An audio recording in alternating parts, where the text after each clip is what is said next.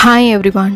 இந்த வீடியோவில் நம்ம ஒரு ரோஸ் பிளான்ட்டை ப்ராப்பராக எப்படி ரீபாட் பண்ணணும் அப்படிங்கிறத பற்றி பார்க்க போகிறோம். நான் எப்படி என்னோடய எல்லா ரோஸ் பிளான்ட்ஸையும் ரீபாட் பண்ணி வைக்கிறேன், அந்த சாயில் எந்த மாதிரி நான் செலக்ட் பண்ணுறேன், அதில் என்னென்ன ஃபர்டிலைசர்ஸ் ஆட் பண்ணுறேன் அப்படிங்கிற எல்லாத்தையும் தான் நாம் இந்த வீடியோவில் பார்க்க போகிறோம். இதில் நர்சரி வச்சுருக்கவங்க சொன்ன அந்த டிப்ஸும் சேர்த்து தான் நான் எப்போவுமே ஃபாலோ பண்ணி வச்சிட்ருக்கேன். நல்ல ரிசல்ட் தான் இருக்குது.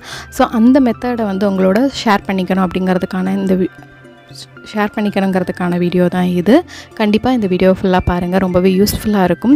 ரோஸ் பிளான்ட்டுக்கு பாட், அதுக்கப்புறம் அதில் நம்ம கொடுக்குற சாயில், ஃபர்டிலைசர் எல்லாமே ரொம்ப ரொம்ப இம்பார்ட்டன்ட். அதுதான் ரொம்ப பேசிக், ப்ளஸ் அது ரொம்ப இம்பார்ட்டனும் கூட.